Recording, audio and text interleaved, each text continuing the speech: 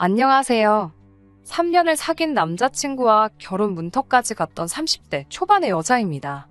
이렇게 남자친구와 헤어지게 될 줄은 저도 꿈에도 상상을 못했네요. 결혼 준비하면서 혼수랑 애답 문제 때문에 많이 다툰다는 이야기는 들어봤지만 그게 제 이야기가 될 줄 누가 알았겠어요. 남자친구와 저는 친구의 소개로 만났습니다. 남자친구는 어땠는지 모르겠지만 적어도 저는 연애를 하고 싶다는 비교적 가벼운 마음가짐으로 임한 소개팅이었는데 어떻게 하다 보니 3년이나 사귀게 되었네요. 20대 후반의 남자친구를 만나 그 사이 나이도 30을 넘어갔고요. 주변 친구들이 하나둘씩 결혼을 했지만 적어도 저는 그게 그렇게 신경 쓰이지는 않았어요. 인테리어 디자이너로서 일에 대한 욕심이 결혼에 대한 욕구보다 더 컸기 때문이에요. 하지만 친정어머니께서는 괜히 연애만 하다 좋은 시절 다 보내지 말고 남자친구랑 결혼을 할 거면 어차피 할 거 빨리 하고 아니면 헤어지라 하셨어요. 괜히 좋은 사람 만날 기회 놓칠까봐 걱정되신다면서요. 속물처럼 보실 수도 있지만 관연한 딸 가진 어머니라면 당연히 할 법한 걱정이라고 생각합니다. 부모님께서 성화인 건 남자친구 쪽도 마찬가지였어요. 남자친구가 말하길 두 분 중에서도 특히 아버님께서 하루빨리 저희가 부부가 되길 원하신다 했어요. 그 이유는 지난해 아버님께서 당하신 큰 교통사고 때문입니다. 차에 부딪히면서 머리 쪽부터 바닥으로 떨어져 피를 많이 흘리셨대요. 가족들 모두 이러다 아버님 돌아가시는 거 아니냐고 말할 정도로 상당한 피를 쏟으셨답니다. 아버님 본인도 말씀하시길 당신은 이제 꼼짝없이 죽었다 싶었다고요. 그 와중에도 아들놈 장가가는 것도 못 보고 죽는 게 그렇게도 억울하셨답니다. 그래서 그 이후로 특히나 남자친구가 저와 사귀고 있다는 사실을 아신 이후로는 왜 빨리 결혼 안 하냐고 그렇게 남자친구를 채근하셨던 모양이에요. 그로부터 얼마 후 아버님의 말씀 때문인지 본인이 진짜 원해서인지 둘 다인지 아무튼 남자친구가 얼마 지나지 않아 저에게 청혼을 해왔습니다. 솔직히 전 크게 고민하지 않고 승낙했어요. 사귀는 동안 둘 사이에 큰 다툼도 없었고 크게 마음에 걸리는 문제도 없었기에 오히려 거절을 하는 게 말이 안 되는 것 같았네요. 하지만 이런 식으로 어이없게 파혼하게 될 줄 누가 알았을까요? 정말 뒤통수 제대로 맞은 느낌입니다. 남자친구 집에 인사를 드리러 간 날이었습니다. 사실 아버님이 병원에서 퇴원하신 이후로 몇 차례 남자친구가 저를 집에 인사시키겠다며 데려가고 싶어 한 적이 있었어요. 하지만 그때만 해도 결혼 이야기가 지금처럼 진지하게 나온 상황도 아니었기에 굳이 인사까지 드려야 할 필요성을 느끼지 못했지요. 뿐만 아니라 솔직히 사람 일이라는 게 한치 앞을 모르는 거잖아요. 괜히 남자친구 가족들하고 왕래하다가 정은정대로 들었는데 헤어지기라도 하면 그런 생각을 하면 벌써부터 속상하더라고요. 그런 이유들로 한 번도 가지 않다가 이번에 처음 찾아뵈었습니다. 남자친구는 빈손으로 와도 된다고 했지만 어떻게 그래요. 직장, 선배 언니들한테 물어보니 홍삼 정도면 무난하다고 그러더군요. 그래서 홍삼 세트 2개를 사들고 갔습니다. 남자친구 집에는 미국에서 산다는 작은 신우를 제외한 온 식구들이 모여 있었어요. 참고로 남자친구의 가족관계는 어머님, 아버님 그리고 위로 결혼한 2 누나가 있습니다. 아버님과 저 그리고 남자친구가 거실에서 어색하게 시간을 보내는 동안 큰 신우와 어머님께서는 주방에서 바쁘게 움직이고 계셨습니다. 남자친구가 제 옆구리를 쿡 찌르면서 가서 도와드리라며 눈치를 주길래 같이 가자고 했어요. 남자친구가 못마땅한 표정으로 절 데리고 부엌으로 갔습니다. 어머님께서 너무 자연스럽게 앞치마를 주시길래 남자친구에게 받으라고 했어요. 그러자 어머님께서 깜짝 놀라시더니 이 집에서는 부엌 일은 여자만 한다고 그러시더라고요. 말도 안 되는 어머님의 말씀에 놀라서 남자친구에게 그냥 거실에 있겠다고 이야기하곤 부엌에서 나왔네요. 어느덧 식사가 차려졌는데 왠지 모르게 자리가 불편하고 어색했어요. 그때만 해도 전 제가 긴장을 해서 그런 줄 알았습니다. 하지만 얼마 지나지 않아 그 이유를 알게 되었지요. 아버님께서 국을 다 드시더니 정말 한마디 말씀도 없이 빈 국그릇을 어머님 코앞에다 들이대시는 거예요. 제가 밥 먹다 말고 깜짝 놀라 2분을 바라봤는데 어머님은 익숙하다는 듯이 국 더 드릴 거냐며 말 그대로 국을 아버님께 대령하시더군요. 저희 집에서는 한 번도 본 적 없는 광경이라 어쩔 줄을 모르겠더라고요. 그러더니 이번엔 남자친구가 큰 신우에게 나 물 이러더군요. 남자친구의 말이 끝나기가 무섭게 큰 신우가 어머님이 그러셨던 것처럼 벌떡 일어나서는 물을 가져다 주었습니다. 이건 무슨 남자들이 집안 여자들을 마치 종부리듯 하던걸요. 그제서야 이 집안 여자들이 남자들의 눈치를 살피고 있었기에 집안 분위기가 엉망이란 사실을 깨달았네요. 연애할 때는 남자친구에게서 못 봤던 모습이라 남매가 친해서 그런가 싶기도 하고 제가 외동이라 이해를 못한 건지 혼란스러웠어요. 얼마 지나지 않아 아버님께서 먼저 식사를 마치셨어요.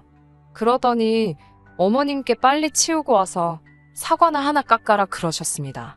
정작 어머님은 아버님의 잔심부름 때문에 계속 움직이시느라 식사도 제대로 못하셨는데 말이에요. 제가 보기엔 충분히 기분이 나쁘셨을 법도 한데 어머님께서는 이번에도 익숙하다는 듯이 알겠어요 라고 공손하게 대답하셨습니다. 그리고는 하시던 식사를 바로 중단하시더군요. 남자친구 집에서 일어나는 일 하나하나가 다 충격적이라 숨이 턱턱 막히는 것 같았습니다.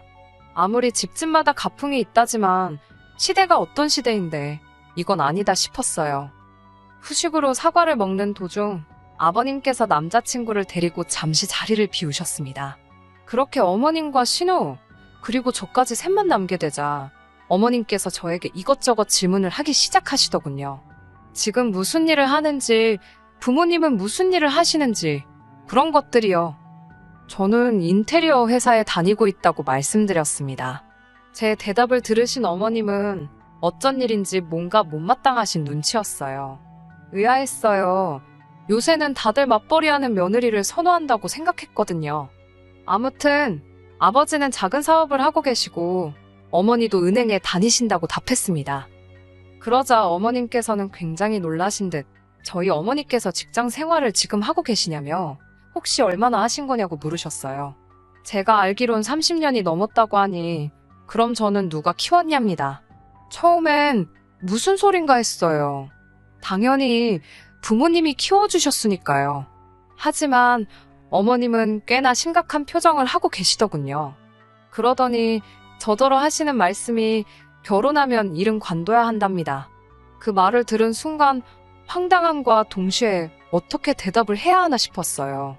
저는 일을 관둘 생각이 전혀 없었고 순간 잘 보이자고 거짓말을 하고 싶지는 않았으니까요.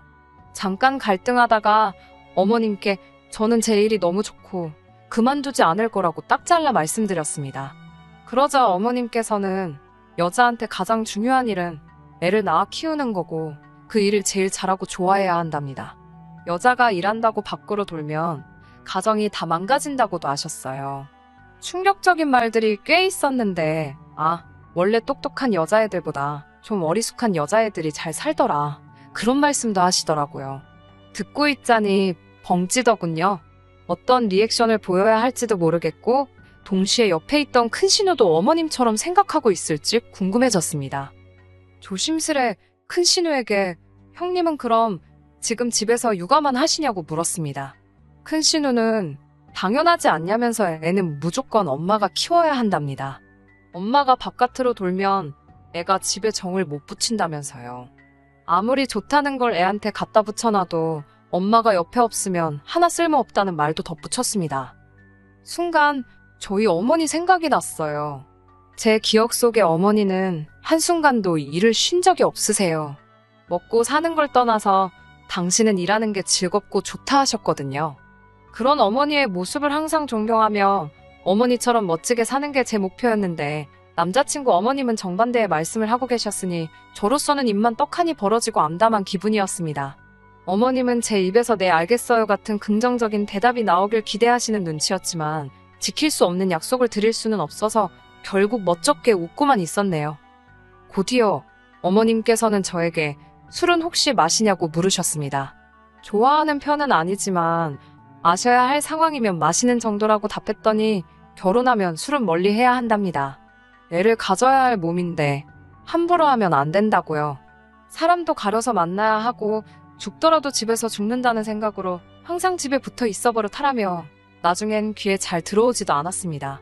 21세기에 이런 말을 듣고 있는 게 맞는 건가 싶고 머릿속은 온통 이 결혼을 해도 되는 건지 저런 어머님이 나의 시어머니가 된다면 난 어떻게 될까와 같은 걱정과 우려로 가득 차 있었어요. 그때 남자친구랑 아버님이 돌아왔습니다. 저는 반쯤 얼이 빠진 상태로 자리를 지키고 있었고요.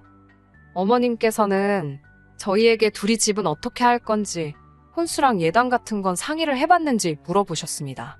제가 저희 부모님께서는 시댁에서 어떻게 생각하시는지 먼저 말씀해 주시면 참고해서 결정하실 거라고 말씀을 전했어요. 그러자 아버님께서는 솔직히 지금 당장 여유 있게 집을 해줄 능력은 안 되신다며 대신 들어와서 사는 건 어떻냐고 물어보셨어요. 생각지도 못한 아버님의 제안에 깜짝 놀랐습니다. 합가는 상상해 본 적도 없었으니까요. 아버님께서는 어머님 옆에 붙어서 한 2년 정도 같이 살면 현모양처가 되고도 남을 거랍니다. 그러자 어머님께선 그걸 칭찬으로 들으셨는지 무척 기뻐하셨어요. 그리고는 정말 좋은 생각이라며 아버님을 치켜 세우시더군요. 제가 일단 부모님과 상의는 해보겠지만 합가는 어려울 것 같다고 말씀을 드렸습니다. 그러자 어머님께서는 합가하면 혼수 같은 것도 하나도 안 해와도 되고 얼마나 좋냐입니다. 어차피 집에 냉장고며 TV며 다 있다고 정해오고 싶으면 저희 부부가 쓸 침대랑 거실에 둘 소파만 좀 사오라고 하셨어요. 제가 솔직히 혼수 살 돈이 없는 것도 아닌데 혼수를 안 해와도 된다는 이유로 합가를 하겠어요? 막말로 혼수 살 돈이 없어서 합가해야 된다고 하면 없던 혼수 살 돈 어디서 빌려서라도 구해올 판이었는걸요. 갑갑하고 복잡한 제 마음과는 달리 어머님은 거침없이 말씀을 이어가셨습니다. 집하고 혼수에 돈이 하나도 안 들어갈 테니까 예단은 좀 신경 써서 해오면 좋겠다 하시더군요. 제 입장에서는 예단보다는 혼수를 하는 게 좋은데 이상하리만치 어머님은 저에게 자꾸 예단을 해오라고 하셨습니다. 이야기가 점점 이상하게 흘러가는 것 같아서 결국 잠깐 이야기 좀 하자며 남자친구를 불러냈어요. 합가라니 이게 다 무슨 소리냐고 하니까 한다는 소리가 우리 둘이 모아둔 돈 다 합쳐봤자 1억인데 이 돈으로 어딜 가냐입니다. 그러면서 이렇게까지 생각해주는 시부모가 어딨냐며 어른들 기분 그만 상하게 하고 아버님 말씀대로 하잡니다.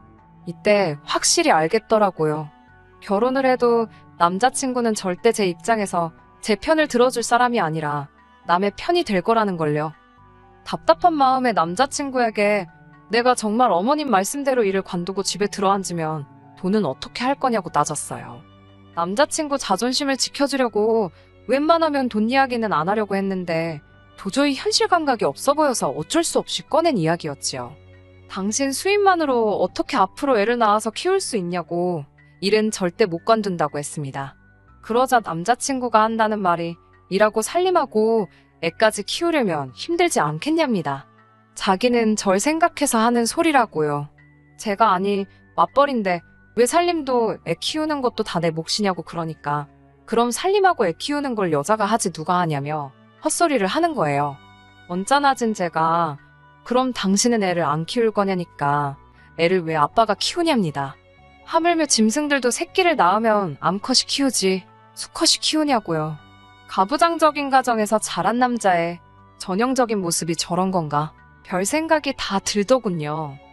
이미 이때부터 결혼은 없었던 일로 하는 게 낫지 않을까 그런 생각을 하기 시작했던 것 같습니다. 다만 파혼을 한다는 게 남사스럽기도 하고 신중하지 못했다며 제 뒤에서 사람들이 수군거릴 게 걱정이 되었지요. 그때 어머님께서는 제가 확고한 결심을 내릴 수 있도록 아주 세게를 박아주셨습니다. 어머님과 큰 신우가 한다는 말이 그럼 집 문제는 대충 해결이 된 것 같다며 예단 이야기를 해보자고 하시더라고요. 무슨 해결이 됐다는 건지 어이도 없고 아니 솔직히 말이 조합까지 결혼할 때 하나도 안 도와주신다는 뜻이잖아요. 혼수도 침대랑 소파는 해오라고 하셔놓고 예단을 받으려고 하시더라고요. 마치 진작에 작성된 듯한 예단 목록을 어머님께서 꺼내놓으셨어요. 생각지도 못한 품목들이 줄줄이 적혀 있었지요. 비싸기로 소문난 명품백도 3개나 있었고요. 하지만 무엇보다도 절 황당하게 한 건 바로 작은 신우 옆에 적혀있던 예단이었습니다. 비행기 티켓이더라고요.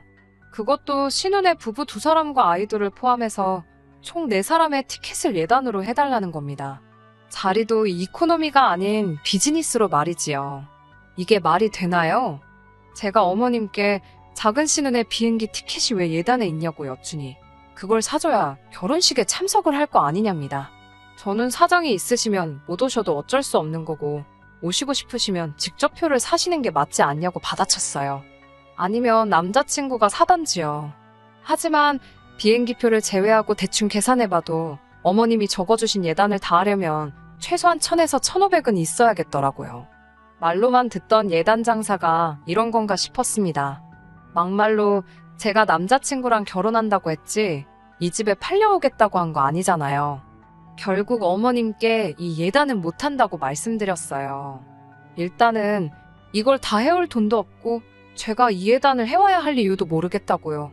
어머님께서는 대신 집도 안 사고 혼수도 안 하니 따로 돈 들어가는 데가 없지 않냐입니다. 그러면서 저더러 결혼할 때 쓰려고 모아놓은 돈이 좀 있을 거 아니냐며 그 돈으로 이런 걸 하는 거랍니다. 제가 저 결혼할 때 제 살림살이 장만하려고 모은 돈이지 어머님 좋은 일 시키려고 모은 건 아니지 않냐고 싫다고 했습니다. 그런 제 말에 어머님 아버님께서는 적잖이 충격을 받으신 눈치였어요. 저도 이때는 많이 불쾌했고 하고 나서 두 분께 더 설명드릴 이유도 해명할 필요도 없는 것 같다고 이 결혼은 안 하겠다고 말씀드리곤 가방만 챙겨서 나왔습니다.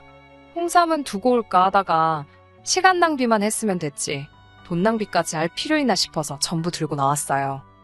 남자친구가 저를 바로 뒤따라 나와 잡더라고요. 저는 오늘 하루 어머님으로부터 들었던 말들을 남자친구에게 전하면서 이게 말이 되냐고 따졌습니다. 내가 이 집에 무슨 애 낳고 살림하러 오는 여자냐고 일도 하지 마라 술도 안 된다 바보같이 살아라 별 말도 안 되는 소리만 골라 하시더니 정작 집은 못 해주신다면서 혼수의 예단까지 양심도 없으시다고요. 막말로 네가 의사냐 변호사냐 무슨 자신감이냐 따지니까 남자친구가 한다는 소리가 가관이더군요. 집에 들어가서 살면 어머님이 밥 해주고 빨래 해주고 다 도와주실 건데 너는 살림을 공짜로 배울 수 있는데 그거에 대한 수업료라 생각하면 뭐가 아깝냐고요. 너희 어머니가 일하느라 딸한테 그런 거 못 가르치시지 않았냐. 그거 우리 엄마가 해준다는데 감사하다 생각하고 해드리면 서로 좀 좋냐고 개소리를 해대는데 저희 어머니를 무슨 자식 교육도 똑바로 못 시킨 사람 마냥 이야기를 하니까 화가 치솟더라고요. 순간 그 화를 참지 못하고 손에 들려있던 홍삼이 들어있던 쇼핑백으로 남자친구 머리통을 때려버렸지 뭐예요. 얼떨결에 한 대를 맞은 남자친구가 어이가 없는지 저를 벙찐 표정으로 쳐다보길래 냅다 도로가로 나가 택시에 올라탔어요. 그리고는 문자로 니네 집구석 미친 것 같다고 절대로 연락하지 말라 했습니다. 때려서 미안하단 소리는 안 했어요. 일단 미안하지도 않았고 혹시라도 남자친구가 제가 때렸다고 신고라도 하면 제 문자가 증거라도 될까 싶어서 그 와중에 머리가 막 굴러가더라고요. 이렇게 어처구니 없게 3년의 연애가 끝날 줄 남자친구도 저도 생각하지 못했습니다. 인연이라는 게 참 우습다 싶더라고요. 그래도 불구덩이에 들어가기 전에 이렇게 빠져나왔으니 다행이다 싶어요. 전 어머니가 너무 존경스럽습니다. 당신 일도 멋지게 해내시고 저도 이렇게 똑소리나게 키워주셨잖아요. 저도 어머니처럼 살기 위해 열심히 노력하겠습니다. 끝까지 들어주셔서 감사합니다. 오늘의 사연은 여기까지입니다. 구독과 좋아요, 알람 설정 부탁드리고 더 좋은 사연으로 다시 찾아뵙겠습니다. 감사합니다.